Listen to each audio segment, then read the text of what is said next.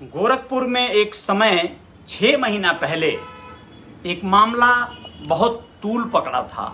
लोग समझ नहीं पा रहे थे कि इस क्राइम को करने वाले लोग असल में हैं कौन। क्या वो कस्टम विभाग के अधिकारी हैं या फिर वो कोई और भी विभाग के पुलिस वाले या कौन है, कुछ समझ नहीं आ रहा था। जी हाँ दोस्तों, मैं बात कर रहा हूँ व्यापार जगत से जुड़े हुए कुछ लोगों के साथ हुई दुर्घटनाओं का, जिन लोगों ने मामला दर्ज कराया। गोरखपुर में 31 दिसंबर को एक मैटर हुआ था और उस मैटर में ये हुआ था कि एक व्यापारी जो महाराजगंज का रहने वाला है, सुशील जायसवाल, उसका कुछ लोगों ने लगभग, वो स्वर्ण व्यापारी था शाहपुर, पहले तो एक हुआ था शाहपुर गोरखपुर में मामला, जिसमें 19 लाख रुपए नगद और लगभग 30 लाख रुपए के जेवरात को जो है लूट लिया गया था। और यह जो लोग लूटे थे वो लोग क्या थे? वो लोग आयकर विभाग के अधिकारी बनकर छापा मारे थे। इस मामले में व्यापारी ने अपनी आप बीती पुलिस को बताते हुए अपना संदेह भी व्यक्त किया था कि भाई हो सकता है ये जो लोग थे वो फर्जी थे, फर्जीवाड़ा किया और मुझे लूट लिया गया। तो इसमें पुलिस अपने पूरे जोशो खरोश के साथ तस्दीक कर रही थी। उसी दरमियान एक व्यक्ति के साथ और घटना घट गई और वह था महाराजगंज का, जिसकी घंटा घर में सोने चांदी की दुकानें हैं और उसको वह चांदी लेकर आ रहा था और उसे जो है इन लोगों ने फिर से, वही लोगों ने, सही बात यह है कि उसी गिरोह ने, जो लोग छापेमारी किए थे शाहपुर में, उन्हीं लोगों ने इसे नौसर तक ले आया, पकड़ के अरेस्ट करके अपनी गाड़ी में बिठा के, और उसके बाद उसके पास से लाखों रुपए की चांदी और नगदी जो भी था वो सब लूट लिया। मामला आगे बढ़ता है और पुलिस की जांच आगे बढ़ती है। अब मामला जाके स्पष्ट हुआ है, सभी आरोपी जेल गए। लेकिन ये लोग थे कौन, आप लोग जानकर थोड़े देर के लिए हैरान जरूर होंगे। जी हाँ, ये लोग बस्ती जिले में तैनात पुलिसकर्मी और दरोगा थे, जो लोग इन वारदातों को अंजाम देते थे। उन लोगों के साथ कुछ 2 लोग जो है मुखबिरी भी करते थे, जो फर्जी पत्रकार, एक बन जाता था शैलेश यादव, और एक जो है उसमें था दुर्गेश अग्रहरी। ये दोनों लोग मुखबिरी करते थे, सूचनाएं देते थे कि लूटने लायक मामला और सिचुएशन कहाँ पर है, और अंजाम देने के लिए पहुंचते थे जो महोदय, वो थे सब इंस्पेक्टर धर्मेंद्र यादव। सिकरीगंज जगन्नाथपुर के रहने वाले थे ये। जी हाँ, सिकरीगंज गोरखपुर जनपद में ही पड़ता है, आप लोग जानते हैं, वहाँ का रहने वाला। इसकी पोस्टिंग थी बस्ती में, दरोगा था ये। ड्यूटी से ये लोग छुट्टी और फुर्सत निकाल कर यह कारनामा करने आते थे गोरखपुर में। सोचिए, इन लोगों का इतना बड़ा, मतलब सोचिए एक गिरोह बन गया था। दूसरे देखिए सिपाही कौन है, महेंद्र यादव, यह मऊ जनपद का रहने वाला, सराय लखनसी रैकवार डीह गांव का रहने वाला सिपाही था महेंद्र यादव। उसके बाद एक सिपाही और, संतोष यादव यादवबाजी करके पूरा एकदम पार्टी बना लिए सब। देखिए कितना बड़ा पार्टी। संतोष यादव था अलवरपुर निवासी, जंगीपुर थाना क्षेत्र गाजीपुर का, ठीक है। और इसके साथ में इन लोगों का बोलेरो चालक जो था, उसका नाम था देवेंद्र यादव, करही पुरानी बस्ती का रहने वाला था ये। इसका बोलेरो ये लोग लेते थे और इस तरह की वारदात को अंजाम देते थे और सब लोग मिलके मौज लेते थे। फर्जी पत्रकार और मुखबिरी करता था शैलेश यादव, जो रहने वाला था ठूठी बाजार महाराजगंज का, और महाराजगंज के ही निचलौल का रहने वाला था दुर्गेश अग्रहरी। ये सब लोग मिलकर इस कारनामे को, ये लोग लगता है ये अक्षय कुमार की एक फिल्म थी, कुछ 26 या सिर्फ 26 इस तरह का नाम था, उसमें फर्जी ये लोग जो है अधिकारी बनकर, इनकम टैक्स अधिकारी बनकर छापा मार के कुछ ही देर में पूरे करोड़ों की जो है संपत्ति या ज्वेलर शॉप में घुस के लूट लेते हैं। ये लोग उससे काफ़ी प्रभावित हो गए थे और इन लोगों ने यह कारनामे को अंजाम देना शुरू कर दिया था। बहुत बड़ी बात है, लेकिन यहाँ पर शर्मसार होती है जिम्मेदारियाँ। और पुलिस महकमा इन्हें मिला था, इनको ट्रेनिंग मिली थी। उस ट्रेनिंग में अब इन्हें लूटपाट करना सिखाया गया था कि लूटपाट करने वालों को सजा देना सिखाया गया था। ये सब आप लोग तय करिएगा, लेकिन इसमें कोई संदेह नहीं है कि ये सब के सब अब जेल में हैं और बर्खास्त भी हो चुके हैं। लेकिन यह लोग जब जेल से निकलेंगे तो इनके यह कारनामे और प्रबल हो चुके रहेंगे और इनको और एक्सपीरियंस और गिरोह मिल चुका रहेगा। अब ड्यूटी बहाल कब तक होगी, कब तक नहीं होगी, आमतौर पे बहाल ही हो जाती है। कुछ दिन मुकदमा चलता है, फिर बाद में इन लोगों को बुला लेंगे पुलिस वाले। मतलब इन्हें भर्ती फिर से देख लीजिएगा, 10-5 साल बाद ये फिर ज्वाइन कर जाएंगे सब ड्यूटी, और उसके बाद ये फिर वही कारनामों को अंजाम देंगे। ये कभी नहीं सुधरेंगे लोग, ये सुधरने वाले है ही नहीं है भाई, इनको करना ही करना है। वह जो है इन लोगों के एकदम समझिए कि दिमाग में बसा हुआ है। सोचिए दरोगा की सैलरी, पुलिस वाले कांस्टेबल की सैलरी, ऊपरवारी आय कितना ज़्यादा हो जाता है घूस घास लेने में, लेकिन उसके बावजूद सीधे लूट करके कमाना था इन लोगों को।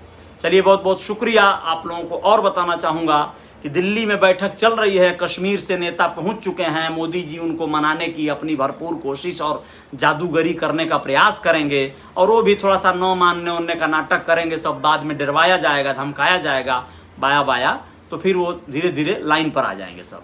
ये होगा और होता ही रहा है। नेताओं को जब डराया जाता है, जितने भी आप लोग नेता देखते होंगे कि बोलते कम हैं किसी भी मामले में, मुलायम सिंह हो गए, मायावती जी हो गई, तो ये लोग डरे हुए हैं, डरे सहमे से रहते हैं। क्योंकि जो लोग शासन सत्ता में रहते हैं, जिनकी पार्टी का वर्चस्व रहता है, तो उन लोगों से डरना स्वाभाविक होता है दूसरे नेताओं का, क्योंकि सबके सब दागदार हैं, सब लूटपाट किए हैं, खसोट किए हैं अपने अपने टाइम में, तो सबको डर रहता है कहीं हमारा जांच ना हो जाए, हमारा पड़ताल ना हो जाए, इसलिए सब मुंह चुप रखते हैं सब। तो ये जो कश्मीर वाले नेता गए हैं, इन सबों को बहुत दिन तक नज़रबंद बनाया गया था, इनके अपने अपने घरों में चुपचाप ढुकाया गया था कि भैया यहीं पढ़ाए रहो, और आगे भी इनको हिंट किया जाएगा कि अगर नहीं ज़्यादा टिन टान करोगे तुम लोग तो फिर से वही न करामात हो जाए। तो ज़्यादातर लोग जो है अब उसमें देखिए क्या होता है, वैसे तो हड़काते हुए आए हैं सब कश्मीर से कि माना नहीं जाएगा जब तक हम लोगों की मांग पूरी नहीं होगी। तो बढ़िया है, जो भी हो वो तो राजनीतिक परिसर है। उसके साथ साथ बरहज में जो है ठो मेहरारू मार कर ली है, ठो व्यापारी उसको जो है उसका तख्ता पलट दिया है। तख्ता कैसे पलट दिया है कि वह उसके दुकान के सामने कुछ अगरबत्ती धूप वगैरह बेचा करती थी, उस महिला ने तहरीर दिया है कि ये दुकान वाला हमारा मना किया था हमको तख्ता लगाने से, हम नहीं माने तो हमारा तख्ता पलट दिया। मामला संज्ञान में है पुलिस के, लोग देखेंगे क्या है। क्रांति भाई हमारे हैं पवन साहनी बोल रहे हैं निषाद पार्टी का और वीआईपी के न्यूज पर प्रकाश डालिए। बहुत बहुत धन्यवाद। वीआईपी पार्टी एकदम महान पार्टी और शानदार पार्टी के रूप में इस समय काम कर रही है बिहार और उत्तर प्रदेश में। और लौटन राम जो चौधरी लौटन राम निषाद जो हम लोगों के बड़े अच्छे एक नेता हुआ करते हैं, वह इस समय उसकी कमान संभाल रहे हैं उत्तर प्रदेश की, और उत्तर प्रदेश अध्यक्ष के रूप में एक पद को गरिमामय कर रहे हैं। उसमें बहुत सारे दिग्गज लोग आ गए हैं। अब उत्तर प्रदेश में भी पार्टी की साख मजबूत हो रही है, अच्छा खासा विकास हो रहा है निषाद पार्टी का। और उसके साथ साथ आप लोगों को बताएं कि जो निषाद पार्टी है वह बहुत ऑलरेडी अपने परचम फहरा रही है और एकदम वर्चस्व उसका कायम है निषाद पार्टी का। और आने वाले समय में आने वाला जो विधानसभा चुनाव होगा उसमें निषाद पार्टी के बढ़ चढ़ के लोग जो है प्रत्याशी चुनाव लड़ेंगे। और अच्छा खासा जो है अगर गठबंधन भी करती है पार्टी किसी दल से तो गठबंधन सम्मानजनक रूप से करेगी निषाद पार्टी। और निषाद पार्टी के जो मुखिया हैं माननीय श्री डॉक्टर संजय निषाद जी, वह जिन्हें महामना के रूप में लोग जानते हैं, विख्यात हो चुके हैं, और वर्तमान में सांसद श्री प्रवीण निषाद जी हैं जो उनके सुपुत्र हैं संत कबीर नगर से। तो यह सभी जो दिग्गज लोग हैं, अनुभवी हैं, तो ये लोग जो निर्णय लेंगे समाज हित में निर्णय लेंगे और बेहतर करेंगे कुछ लोग। तो ये जो है सूचना है वीआईपी पार्टी। और डॉक्टर संजय जी वैसे भी दिल्ली में जमे हुए थे विगत दिनों, जब मंत्रिमंडल विस्तार का समय चल रहा था तो मंत्रिमंडल में स्थान पाने की उन्होंने कोशिश किया, क्योंकि उनका अपना एक तर्क है कि जब तक आप सही स्थान पर नहीं जाएंगे, जब तक आप पद पर नहीं जाएंगे, सही गरिमामय पद पर नहीं जाएंगे, तब तक आप विकास नहीं कर पाएंगे, बदलाव नहीं कर पाएंगे। यह सही भी बात है। वैसे ही मुकेश सहनी जी जो अभी वर्तमान में मत्स्य मिनिस्टर हैं उत्तर प्रदेश शासन में, तो वो वीआईपी पार्टी का अच्छा खासा विकास के लिए अपनी दायरा भी बढ़ा रहे हैं। उत्तर प्रदेश में आना उनका एक अच्छा संकेत माना जा रहा है, अच्छी बात है। दोनों पार्टियां अगर यहाँ पे किसी दल और किसी बड़े पार्टी से संगठन में आती हैं या संयुक्त रूप से कार्य करती हैं, मिल के कार्य करती हैं, तो कुछ अच्छा भी परिणाम आ सकता है। तो ये है सूचनाएं। और दूसरी बात आप लोगों को बताना चाहेंगे कि ये जो सिपाहियों का मैटर है ये तो खैर बर्खास्त हैं सब, और बर्खास्त होने के साथ साथ ये सब जेल में हैं, और जेल से अब छूटेंगे सब तो क्या कारनामा क्या खेल करेंगे आगे, अब हो सकता है कुछ मेल मिलाप इनका हो। आप लोगों को और बताना ज़रूरी है कि एक गौरी बाजार क्षेत्र की छोटी सी वारदात है, लेकिन आपको संज्ञान और इसका बहुत सारा आपको कहीं ना कहीं अनुभव मिलेगा। एक व्यक्ति जो अपनी बेटी का विदाई करा के उसे लिवा कर जा रहा है, देवरिया का रहने वाला है वो, और वह विदाई करा के भलुवनी तक उसे जाना है। वह गौरी बाजार से टेम्पो पकड़ता है, उसकी बेटी बैठती है टेम्पो में और वह लोग उतरते हैं। जो गोरखपुर का ओवरब्रिज है वहाँ टेम्पो वाला उतार देता है। वहाँ से ये लोग ई रिक्शा पकड़ के भटवलिया जो चौराहा है जहाँ से उनको और सवारी मिलनी थी, वहाँ के लिए ये लोग जाते हैं। और आप लोगों को बताएं कि उसी बीच उस लड़की का नज़र पड़ता है अपने पर्स पे, जिसको लटकाई रहती है, बगल में रख के बैठी रहती है। पर्स पे नज़र पड़ते ही वो अवाक हो जाती है, देखती है पर्स का चैन खुला है और उस चैन के अंदर जो उसने पर्स रखा था वो गायब है। अब वो पूरी तरह से तस्दीक करती है भटवलिया उतर कर, तो देखती है उसका पर्स गायब है जिसमें ज्वेलरी था। उसका कहना है कि 2-2.5 लाख का ज्वेलरी था। अब वो बेहोश होकर पहले तो गिर पड़ती है और उसके बाद जो है जब होश आता है तो चिल्लाने लगती है, फूट फूट कर रोने लगती है। फिर वो लोग थाने पहुंचते हैं, तहरीर देते हैं कि भाई उनका पर्स, ज्वेलरी वाला पर्स चोरी हो गया है और 500 रुपये का नोट था वो भी निकल गया है।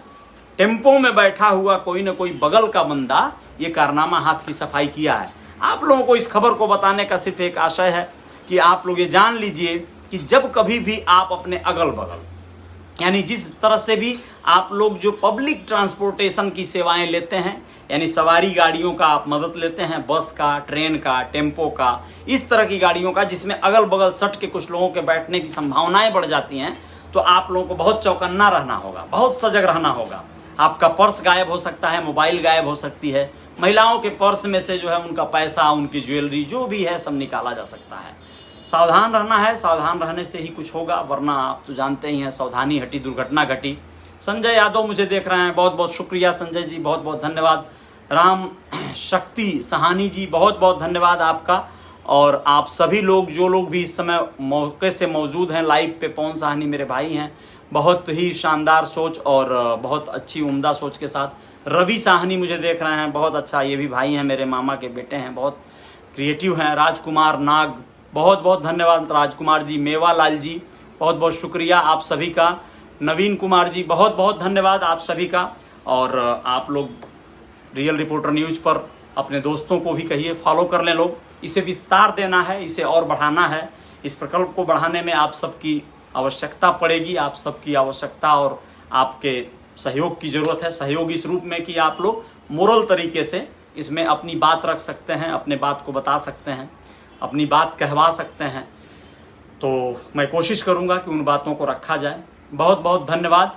पुनः जल्द मुलाकात होगी। जय जयकार जारी रहेगी। रियल रिपोर्टर न्यूज़ को फॉलो कर लीजिएगा, चैनल को सब्सक्राइब कर लीजिएगा। जय हिंद, जय भारत, शुक्रिया।